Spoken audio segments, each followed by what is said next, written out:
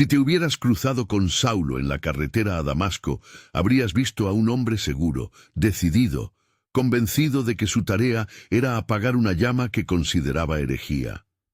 No verías a un santo. Verías a alguien que actuaba con firmeza, con leyes en la boca y persecución en la mano.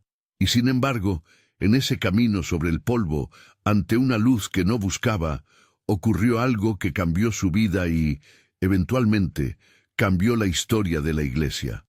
Saulo dejó de ser perseguidor y se convirtió en Pablo, el más ardiente defensor de la gracia. Esa transformación no fue un accidente, fue el signo de que la gracia puede alterarlo todo. Y es precisamente a partir de esa convicción que surge una carta breve y cortante enviada a una iglesia en peligro, la carta a los Gálatas. Esta es la carta que cambió todo sobre cómo entendemos la fe y las obras. ¿Qué secreto revela Gálatas? No es un misterio esotérico. Es una verdad que choca con lo que a menudo nos resulta cómodo. El Evangelio no admite añadidos. Añadir una regla, un rito, una fórmula humana para asegurar la relación con Dios, no la mejora, la empequeñece. Pablo escribe no para entretener una disputa académica, sino para rescatar una comunidad que corre el riesgo de cambiar el Evangelio por otra cosa. No son meras diferencias de opinión. Están en juego la libertad, la identidad y la vida misma de la Iglesia. Imaginen la escena. Hombres y mujeres que no hace mucho habían conocido la libertad de Cristo, personas liberadas del juicio y del pecado, vuelven a mirar atrás con nostalgia hacia una vieja jaula de seguridades. A veces las cadenas no son hechas de hierro, sino de hábitos religiosos que prometen control. A veces el peligro no es la inmoralidad abierta, sino la tentación de ocultar la inseguridad espiritual detrás de pasos meticulosos y ritos perfectos. Pablo ve esto y responde con urgencia. En el inicio de su carta, Pablo no anda con rodeos. Se presenta con autoridad. Pablo, apóstol, no de parte de hombres ni por hombre, sino por Jesucristo y por Dios Padre. Gálatas 1:1-2. Esa no es arrogancia vana, es el fundamento de su palabra.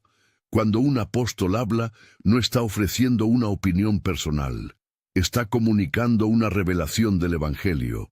Pablo clamará más adelante que su mensaje no procede de la tradición humana, sino de una revelación directa de Cristo. ¿Por qué insistir tanto en eso? Porque el alma de la Iglesia depende de saber si el Evangelio que proclaman es el mismo que salvó a sus fundadores. Cuando alguien intenta añadir condiciones, si quieres ser de los nuestros, haz esto. No solo altera la práctica, altera la promesa de gracia. Hoy esto significa algo muy práctico. Cuando escuchas que debes ganarte el favor de Dios por pasos adicionales, por cumplimiento ritual, por apariencia o por méritos, pregúntate, ¿esta voz afirma la suficiencia de Cristo o le añade cadenas? ¿Señala hacia la cruz o hacia un espejo donde mides tu esfuerzo?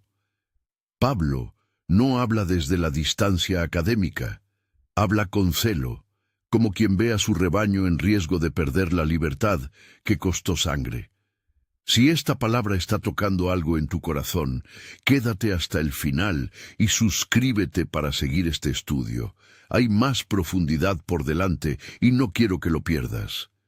La indignación de Pablo no es un arranque de mal humor, es pastoral. En su defensa del Evangelio, hay 3 motivos claros que él expondrá en los capítulos iniciales. Su autoridad apostólica, la verdad de la justificación por fe y la función de la ley. Cada uno de estos es una pieza del rompecabezas que sostiene la libertad cristiana. Primero, su autoridad. Cuando Pablo relata su conversión, no lo hace para ensalzar su figura, sino para demostrar que el Evangelio no es una invención humana. Él insiste en que no recibió aquello de otros hombres, sino por revelación de Jesucristo. Gálatas 1:11-12. ¿Por qué es importante? porque si el Evangelio puede ser modificado por tradiciones o normas adicionales, entonces la gracia deja de ser gratuita y pasa a ser otra cosa, un contrato. En la comunidad de Galacia habían surgido maestros que, con aparente devoción, exigían prácticas que, según ellos, completaban la obra de Cristo. Pablo lo interpreta como una traición al corazón del Evangelio. Luego veremos cómo esta defensa de la revelación desemboca en un reclamo aún más radical. Si la justificación dependiera de la ley o de obras humanas, Cristo habría muerto en vano. Si la justicia viene por la ley, entonces Cristo murió en vano. Gálatas 2:21. No es un lenguaje teórico, es una afirmación con implicaciones urgentes. O la cruz salva, o nuestras obras nos salvan. No hay un término medio que mantenga la dignidad de la gracia. Pero, ¿qué significa justificar por la fe? Pablo regresa a la historia de Abraham para mostrar que esta no es una novedad cristiana. La relación con Dios desde el principio fue por fe, no por obras perfectas. Abraham creyó a Dios y le fue contado por justicia. Gálatas 3:6. Abraham no fue declarado justo por su rendimiento ritual, fue reconocido por su confianza en la promesa. Pablo usa a Abraham como argumento ancestral. El Evangelio que libera no anula la historia de la fe, la confirma. Si la promesa hecha a Abraham se cumple en Cristo, entonces la pertenencia al pueblo de Dios se funda en la fe, que confía en la promesa, no en un cumplimiento de la ley como condición primaria. Hoy, cuando esto se aplica a nosotros, la pregunta es, ¿dónde depositas tu seguridad? ¿En la promesa cumplida en la cruz o en la checklist que te tranquiliza por un rato? La diferencia no es teórica. Determina tu paz interior, tu relación con los demás y tu manera de vivir. Pablo sabe, sin embargo, que la ley no es enemiga en abstracto. Él explica la ley con una metáfora pedagógica que requiere una explicación para que no la malinterpretemos. Llama a la ley pedagogo o guardian, Gálatas 3:24-25. No está diciendo que la ley sea mala, está describiendo su función temporal. En la cultura grecorromana, un pedagogo era el esclavo encargado de acompañar al niño a la escuela, cuidarlo y vigilarlo hasta que alcanzara la madurez. Su tarea no era convertirse en el destino final del niño, sino guiarlo hasta la etapa en que pudiera valerse por sí mismo. Del mismo modo, la ley señaló el pecado y mantuvo un orden moral mientras se esperaba la revelación plena en Cristo. La ley nos mostró nuestro fracaso y nos llevó a la necesidad de un Salvador. Pero una vez que llega la promesa y se cumple en Cristo, el pedagogo ha cumplido su papel. Seguir atado al pedagogo cuando ya eres heredero es absurdo. Imaginen a un adulto que, habiendo recibido su herencia, decide volver a vivir bajo el tutelaje de su niñera por miedo a la libertad. La escena es patética y trágica. Eso es, según Pablo, lo que sucede cuando se añade la ley como requisito después de la llegada de Cristo. Veamos eso con una ilustración cotidiana. Piensa en alguien que logró liberarse de una adicción gracias a un grupo de apoyo y a un nuevo enfoque de vida. Recuperada la libertad, decide volver a un conjunto de rituales estrictos para asegurarse de que no recaerá. Esas prácticas, en vez de sostener la libertad, la asfixian, generan miedo, vergüenza y dependencia de reglas externas. En el fondo, esa persona no ha aprendido a caminar con libertad. Ha aprendido nuevas ataduras. La ley, cuando se convierte en fin en sí misma, tiene ese efecto. Promete seguridad, pero roba la identidad. Pablo escribe, por tanto, con dos objetivos: explicar por qué la justificación es por fe y aclarar la función de la ley como preparatoria, no como culminación.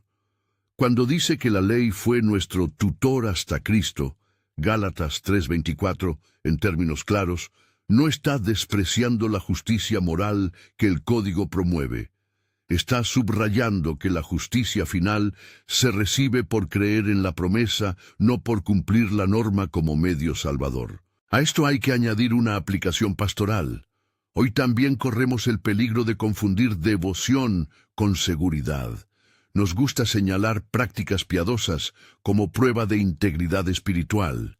No hay que despreciar la disciplina. La disciplina es buena.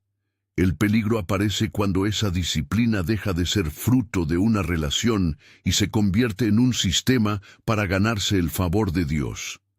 En lenguaje de Pablo, no se trata de dejar de hacer el bien, se trata de vivir desde la libertad que nos permite hacerlo.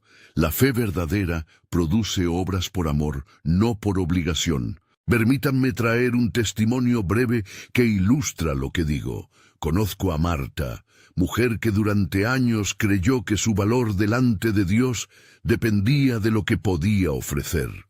Horas de servicio, programas organizados, apariencias impecables. Cuando recibió el Evangelio de la Gracia, experimentó liberación, por primera vez cierta paz interior, pero no tardó en caer en la trampa de medir su comunión por el volumen de sus obras. Fue necesaria una temporada de discipulado donde pudo ver que su identidad estaba en lo que Cristo había hecho, no en lo que ella hacía. Hoy, Marta sirve con gozo, no con miedo. Su entrega es respuesta, no moneda de cambio. Otro ejemplo. Un joven llamado Javier, que había asistido a confesiones rituales y observancias estrictas, vivía en constante ansiedad por no hacerlo bien. Cuando escuchó el Evangelio centrado en la cruz, experimentó una transformación. Dejó de calcular pasos y comenzó a cultivar una relación con Jesús. Su vida no se volvió caótica. Al contrario, la libertad produjo frutos que antes la ley rígida no lograba provocar. Estos testimonios no minimizan la importancia de la integridad. Al contrario, muestran que la gracia es la que produce la integridad verdadera. La tesis de Pablo no es haz menos, sino vive desde otra raíz. En lugar de intentar convencer a Dios de que te ama mediante el rendimiento, acepta la obra que ya te amó primero. Profundicemos ahora en la argumentación de Pablo sobre Abraham y la promesa. Cuando declara que Abraham creyó y le fue contado por justicia, está subrayando que la fe precede y funda la relación con Dios. Gálatas 3:6. Pablo usa la historia de Abraham para desmontar cualquier argumento según el cual la pertenencia a la comunidad de Dios se consigue por observancia legal. La promesa dada a Abraham incluía, en términos apremiantes, que todas las naciones serían bendecidas en él. Esto anuncia que la bendición promovida por la fe trasciende las fronteras étnicas y rituales. Si la promesa a Abraham se cumple en Cristo, entonces la verdadera pertenencia al pueblo de Dios es para todos los que creen, no para quienes cumplen un conjunto de leyes específicas. Además, Pablo plantea una cuestión lógica. Si la herencia se obtiene por la ley, la promesa se convierte en un salario. Pero las promesas son gratuitas. La relación entre fe y promesa es por gracia. Esto no quiere decir que la ley sea irrelevante, sino que su papel no es otorgar la herencia. La promesa se cumple en Cristo, y por eso la inclusión en la familia de Dios se funda en la fe de quien confía en esa promesa. El papel del pedagogo, el guardián, vuelve a aparecer con fuerza. La ley custodiaba al pueblo hasta que llegara el tiempo pleno, hasta la venida del Hijo. Gálatas 3:24-25. Entender esto cambia la perspectiva acerca de cómo vivimos hoy. ¿Vivimos según la ley porque esperamos ser salvos por ella? ¿O porque la ley nos enseña aquello que, por medio del Espíritu, debemos practicar por libertad? La diferencia de raíz cambia todo. Una imagen que me resulta útil para explicar esto es la de la carrera. Imagina un corredor que entrena para una maratón. Las reglas de entrenamiento, la dieta, el descanso son importantes, pero si el corredor se obsesiona en probar su valía con cada kilómetro, olvidando por qué corre, por amor al deporte, por la emoción de superarse o por una causa mayor, se pierde la esencia. La ley puede ser un plan de entrenamiento. El problema viene cuando el plan se convierte en el objetivo. El Evangelio, por su parte, es la meta que orienta la carrera. Correr no para ser amado, sino porque se es amado y se responde a ese amor. Pablo no deja cabos sueltos. Sabe que muchos utilizan la ley como escudo contra la acusación de libertinaje. Si no hay ley, todo vale, piensan algunos. Pero él responde de forma tajante. La libertad que Cristo trae no es excusa para la carne, sino poder para el espíritu. No podemos entender la libertad cristiana como licencia moral. Es una libertad que capacita para amar y servir. Más adelante desarrollará cómo el espíritu produce fruto contrario a las obras de la carne. Gálatas 5, 16, 26, pero por ahora establece la base. La fe, no la ley, es el criterio de pertenencia. Antes de seguir, quiero compartir otra escena real que ilustra la atracción del legalismo disfrazado de piedad. Conocí a un dirigente joven que, para ser aceptado en ciertos círculos, comenzó a adoptar prácticas extremas, horarios de oración artificiales, rechazo de todo ocio y una vigilancia constante sobre la conducta de otros. Parecía piadoso, pero ocultaba inseguridad profunda. Al confrontarlo con la palabra de Gálatas, comenzó a ver que su celo no era por la iglesia, sino por una aprobación humana. La libertad le permitió volver a la comunidad sin esa máscara, aprendiendo a servir desde la humildad, no desde la necesidad de reconocimiento. Cada uno de estos ejemplos sirve para subrayar una idea central. La gracia transforma y libera, la ley corrige y señala. Cuando la corrección se convierte en sistema de salvación, se produce una distorsión grave. Pablo no describe herejía abstracta. Describe la vida concreta de personas que por miedo o por tradición eligen volver a cadenas visibles o invisibles. Él tiene urgencia porque la libertad que Cristo otorga es preciosa y vulnerable. En el corazón de su argumentación yace una pregunta confrontadora. ¿Por qué volver a la cárcel cuando la puerta está abierta? La metáfora de la cárcel aparece una y otra vez en Gálatas. No una cárcel física, sino una de normas que prometen seguridad y dan miedo. La carta, por tanto, revela un secreto que a veces preferimos ignorar. El Evangelio es radicalmente liberador, y esa libertad exige una decisión diaria. No es cómodo, porque dejar las cadenas implica enfrentar inseguridades no resueltas, pero también es la única vía para una vida que produce fruto verdadero. Hasta aquí hemos visto la presentación de Pablo, su autoridad, la justificación por fe ejemplificada en Abraham y la función pedagógica de la ley. Estos elementos son el armazón sobre el que se apoyan las próximas afirmaciones: la adopción en Cristo, la vida según el Espíritu y la responsabilidad comunitaria. Allí es donde la carta muestra con mayor claridad por qué fue tan disruptiva en su tiempo y por qué sigue siendo vital hoy. Mientras cerramos este bloque, hagamos una pausa para mirar en nuestro interior. ¿Qué formas de ley te atan hoy? ¿Son costumbres, expectativas sociales, la necesidad de aprobación? O tal vez cargas que hemos heredado de generaciones de temor y autoexigencia. No respondas solo con la cabeza. Siente la pregunta en el pecho. La decisión que Pablo plantea no es intelectual, es existencial. Es la invitación a dejar que la gracia no solo sea doctrina, sino la fuerza que te convierte por dentro. Y si la carta a los Gálatas nos ha mostrado hasta ahora que la gracia es suficiente y la ley un pedagogo, la siguiente pregunta es inevitable. ¿Qué significa, en lo más práctico, ser hijos y herederos? ¿Cómo se manifiesta la adopción en la vida diaria? ¿Qué cambios concretos produce en nuestra manera de ver a Dios, de relacionarnos con los demás y de tomar decisiones? Es aquí donde la voz de Pablo se vuelve aún más personal y pastoral, porque la identidad ya no es teoría, es la raíz desde la que brota la conducta.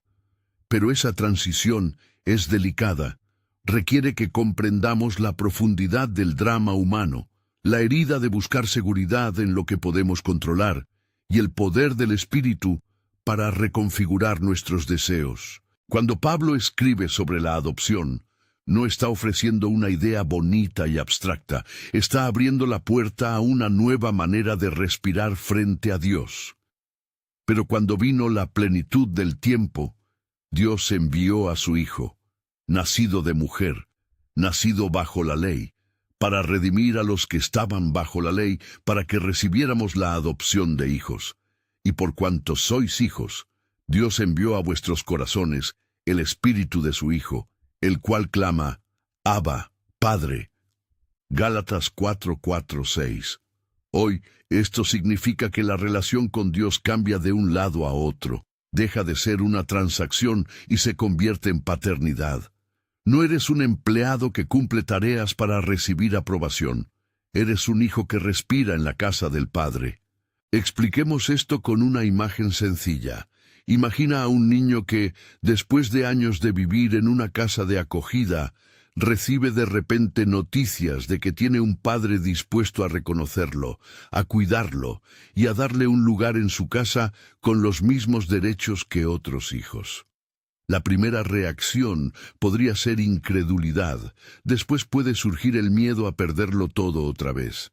Luego viene la posibilidad de dejar de fingir y empezar a confiar. La adopción de Dios tiene esa progresión, desde la sorpresa hasta la confianza práctica.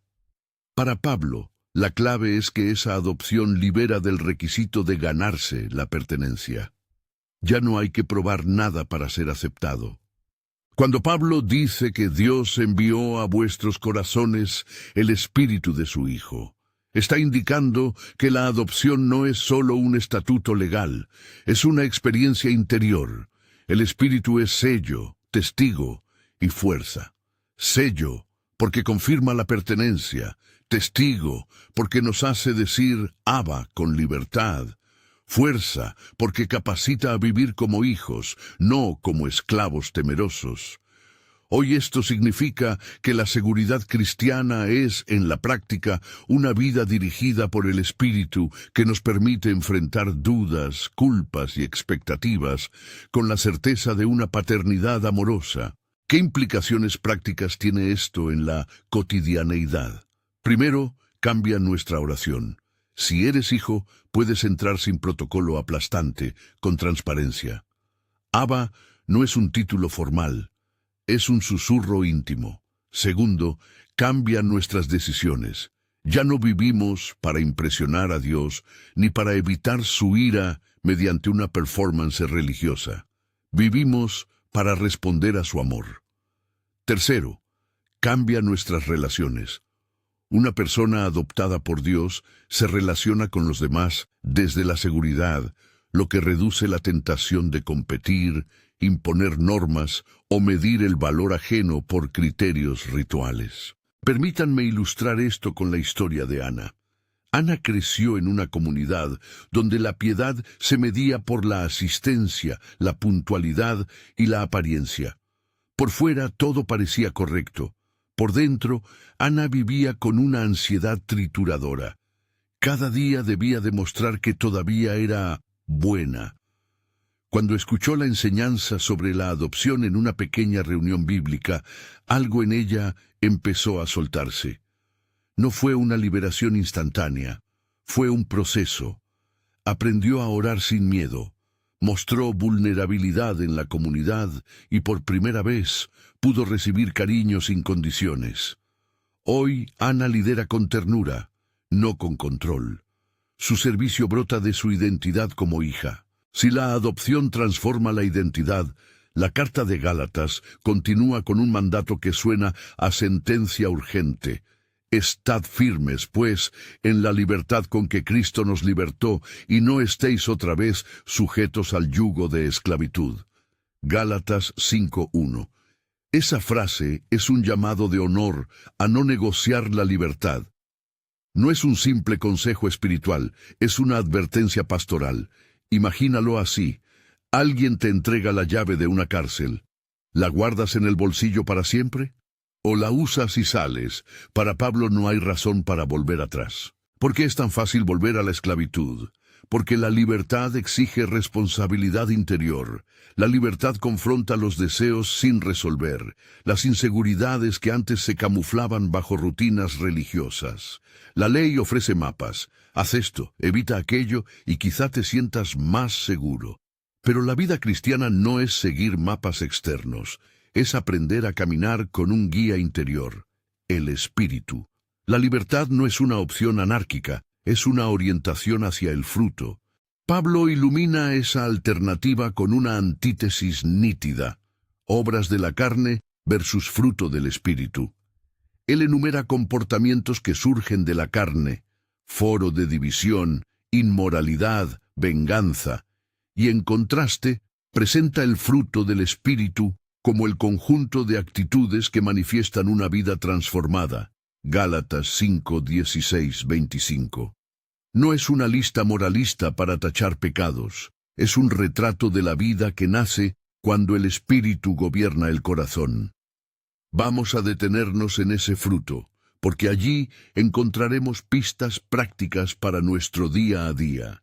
Pero el fruto del Espíritu es amor, gozo, paz, paciencia, benignidad, bondad, fidelidad, mansedumbre y dominio propio. Gálatas 5, 22, 23. Cada palabra describe una forma concreta de ser en el mundo. El amor que el Espíritu produce no es una emoción ocasional, es una fuerza que busca el bien del otro. El gozo no depende de circunstancias, porque se funda en la presencia de Dios. La paz no es mera ausencia de conflicto, es estabilidad interior en medio de la tormenta. La paciencia permite soportar procesos sin destruir relaciones. La benignidad y la bondad se muestran en gestos cotidianos, ayudar sin alarde, hablar con ternura. La fidelidad sostiene promesas y relaciones. La mansedumbre es la fuerza bajo control, no pasividad sumisa. El dominio propio es la libertad de no ser gobernado por impulsos. ¿Cómo se cultiva ese fruto? Aquí la carta no prescribe estrategias técnicas, pero sí ofrece principios claros. Primero, caminar según el Espíritu. Gálatas 5:16. Andad en el Espíritu implica una dependencia diaria. Orar, leer la Escritura, dejar que la palabra reconfigure nuestros deseos. Hoy esto significa rutinas que nos colocan bajo la influencia del Espíritu, lectura reflexiva de la Escritura, momentos de silencio, confesión honesta y práctica de pequeñas obediencias que muestran prioridad a la relación por encima del rendimiento. Segundo, evitar la contienda de la carne. Pablo advierte que las obras de la carne llevan a consecuencias sociales y personales. Ruptura, amargura y destrucción. Identificar patrones personales, ira que se convierte en violencia verbal, deseo de control que se disfraza de cuidado, es parte del camino de conversión. Aquí la comunidad juega un papel vital. No somos autosuficientes. Practicar rendición en un contexto seguro permite que otros nos ayuden a ver lo que no podemos ver por nosotros mismos. Para ilustrar esto, vuelva a la figura del corredor. La vida cristiana es una carrera en la que no corremos para ser aceptados, sino porque la aceptación nos impulsa. Practicar andar en el Espíritu es como seguir un plan de entrenamiento que no busca la validación pública, sino la competencia con la propia versión anterior. No se trata de perfección, se trata de dirección. Otro ejemplo contemporáneo. Ricardo, empresario que durante años creyó que su valor dependía de alcanzar metas. Convertido a la fe, intentó reemplazar la carrera por una serie de observancias espirituales para demostrar santidad. Horarios rígidos de oración como métrica, donaciones públicas como exhibición de devoción. El resultado fue una espiritualidad de escaparate que no tocaba su interior. Fue necesario el consejo de amigos maduros y la experiencia del espíritu en la vida común. Dejar el show, empezar a servir en anonimato, admitir fracasos. Con el tiempo, el fruto, paz, paciencia, bondad, comenzó a aparecer y con ello una libertad que antes estaba ausente. A menudo nos preguntamos, si la ley nos salva, entonces las obras no importan. Pablo no está diciendo eso. Su argumento central es que la justificación se recibe por la fe. Sin embargo, una fe verdadera se manifiesta en amor y fruto. La diferencia está en la raíz. Las obras que brotan de la gracia no buscan merecer, buscan responder. Hoy esto significa revisar las motivaciones detrás de nuestras acciones. ¿Servimos para ser vistos o porque amamos? ¿Ayudamos para ser estimados o porque reconocemos una necesidad? El texto de Gálatas avanza hacia la comunidad. Sobrellevad los unos las cargas de los otros y cumplid así la ley de Cristo. Gálatas 6:2. Aquí hay una ética práctica. La vida cristiana se vive en compañía. No es una competición de quién es más santo, sino un camino donde los fuertes ayudan a los débiles. Llevamos cargas, no necesariamente el mismo tipo, pero sí responsabilidad mutua. La restauración se practica con mansedumbre. Si alguien cae en pecado, se le corrige con ánimo de restauración, no con condena pública. Pablo insiste en un modo pastoral. Si alguien fuere sorprendido en alguna falta, vosotros que sois espirituales, con espíritu de mansedumbre restaura. Paráfrasis de Gálatas 6:1. La intención es devolver, no destruir. Una escena pastoral ilustra esto. En una congregación llegó una persona que había fallado gravemente. La reacción humana pudo haber sido el señalamiento y la expulsión. En cambio, un pequeño grupo eligió acompañar, admitir la propia fragilidad, orar y ofrecer pasos concretos de restitución. No fue una rehabilitación por técnicas, sino por pertenencia. Esa restauración produjo fruto, confianza recuperada, testimonio real del poder de la gracia y una iglesia más sana. La carta nos enseña que la sanidad se practica cargando cargas, no fingiendo que no existen. Pablo, además, introduce una dimensión que une disciplina personal y esperanza. No nos cansemos, pues, de hacer el bien, porque a su tiempo segaremos si no desmayamos. Gálatas 6:9. Esta frase es una medicina para el desaliento. Vivir por el Espíritu no es espectáculo inmediato. Es constancia. La siembra y la cosecha muestran que la paciencia en el hacer el bien tiene su retribución. Hoy esto significa perseverar en misericordia, en apoyo a los vulnerables, en fidelidad al Evangelio, aun cuando los resultados no sean inmediatos o visibles. Pablo no termina sin una nota que corta la falsa gloria humana. Pero lejos esté de mí gloriarme, sino en la cruz de nuestro Señor Jesucristo. Gálatas 6:14. Aquí está el secreto que la carta revela y que debe cambiarlo todo. La cruz es el único motivo de orgullo legítimo. Gloriarse en la cruz es renunciar a cualquier mérito propio como fuente de identidad. Es reconocer que todo lo que somos en Cristo es don, no logro. Esta paradoja es revolucionaria. El que más se enorgullece de la cruz es el que más ha entendido su propia insuficiencia y la infinita suficiencia de Cristo. ¿Qué implica gloriarse en la cruz en la vida práctica? Primero, humildad. La cruz nos humilla para edificar comunidad verdadera. Segundo, coherencia. Si la cruz es el centro, nuestros conflictos no girarán en torno a ritos externos, sino a mostrar el amor sacrificial que la cruz revela. Tercero, audacia misionera. La cruz nos impulsa a llevar la esperanza donde la gente está rota, sin usar la religión como carnada, sino la vulnerabilidad como puente. Llegamos entonces al clímax pastoral de la carta, elegir la libertad hoy. Pablo plantea la libertad no como una idea lejana, sino como una decisión práctica. Estad firmes, y no os sometáis de nuevo al yugo de esclavitud. No es un mandato para mañana, es una orden para este presente. ¿Qué pasos concretos puedes dar ahora mismo para vivir esa libertad? Primero, reconoce la suficiencia de Cristo. Haz un inventario honesto de las cosas que usas para sentirte seguro. Trabajo, apariencia, ritos, títulos. Ponlas en manos de Cristo mediante confesión consciente. Reconocer no es autoflagelarse, es detener la maquinaria de la autojustificación. Segundo, camina por el Espíritu diariamente. Esto implica rutinas simples y transformadoras. Leer un pasaje breve de la Escritura con detenimiento. Orar sin fórmulas para abrir el corazón. Buscar un momento de silencio donde escuchar más que hablar. Estas prácticas son canales para la presencia del Espíritu que produce fruto. Tercero, vive en comunidad cargando cargas. No huyas de la iglesia cuando descubres que no eres perfecto. Entra en una comunidad donde puedas ser visto, corregido y sostenido. Si no tienes una comunidad, busca una reunión pequeña, un grupo de discipulado o un mentor.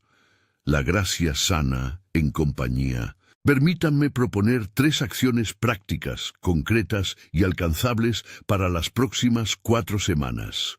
1. Di una confesión breve una vez por semana a un hermano o hermana de confianza. 2. Sustituye un tiempo de consumo superficial, redes sociales, series, por 20 minutos de lectura bíblica reflexiva 3 veces por semana. 3. Busca a alguien en sufrimiento y haz algo sencillo por esa persona.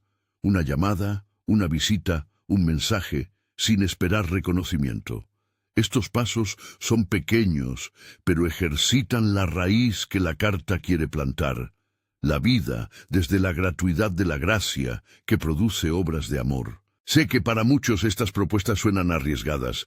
Dejar de depender del rendimiento pone el dedo en heridas antiguas, rechazo, necesidad de control, miedo al fracaso. Pero ahí está la promesa. No lo hacemos solos. El Espíritu nos acompaña. La comunidad nos sujeta y la palabra nos guía. Pablo no promete trayectorias sin dificultades, promete sentido, una nueva identidad y presencia transformadora de Dios. Antes de cerrar, quiero que volvamos a la imagen inicial. Saulo en el camino a Damasco. La carta a los Gálatas nace de esa convicción. La gracia puede hacer lo impensable. Si Saulo, perseguidor furibundo, pudo convertirse en Pablo y gloriarse en la cruz, entonces la misma gracia está disponible hoy para cualquier corazón que se rinda. La carta que cambió todo no fue una lección académica, fue un grito pastoral para que nadie volviera a la cárcel por miedo o costumbre. La decisión de adherir a esa carta implica una doble renuncia, dejar la ilusión de la autosuficiencia y renunciar a mirar al otro con ojos de juicio cuando él o ella cae. En lugar de eso, la carta nos convoca a acompañar, a restaurar con mansedumbre, a persistir en el bien. Esa es la revolución silenciosa que transforma iglesias y familias. Termino con una invitación concreta y pastoral. Si hoy, al escuchar esto, algo en tu interior se estremece, culpa, alivio, deseo de cambiar, no te quedes con la sensación. Busca apoyo, acércate a un líder de confianza, únete a un grupo de discipulado, pide que alguien ore contigo. La guerra interna entre ley y gracia no se gana por información solamente. Se gana por rendición comunitaria y por la acción del Espíritu. Que no haya duda, la carta a los Gálatas reveló un secreto que sigue vigente. La libertad no es licencia sino don. La fe es la puerta que abre la herencia. La ley fue pedagogo. No, Señor. El Espíritu produce fruto. La comunidad restaura. Si hoy decides vivir según esa revelación, tu vida empezará a cambiar desde adentro hacia afuera. Oremos brevemente. Padre, reconocemos que a menudo hemos buscado seguridad en lo que podemos controlar. Gracias porque en Cristo somos hijos y no tenemos que ganarnos el amor que nos das. Envía tu Espíritu para que vivamos conforme a esa identidad, para que demos fruto de amor y para que aprendamos a restaurarnos unos a otros con mansedumbre. Fortalece a quienes titubean y acompaña a los que cargan cargas pesadas. Que la cruz sea nuestro único motivo de orgullo y la libertad que Cristo nos dio sea la ley de nuestra vida. Amén. Si este mensaje te ha confrontado o consolado, te invito a dar un paso. Busca un grupo pequeño en tu iglesia, comparte tu situación con un líder pastoral o pide oración ahora mismo. No lo dejes en el pensamiento, permítete ser acompañado. La carta que cambió todo sigue operando hoy, y la comunidad es el lugar donde su poder se hace visible. La gracia y la paz del Señor Jesús estén con vuestro espíritu. Gálatas 6:18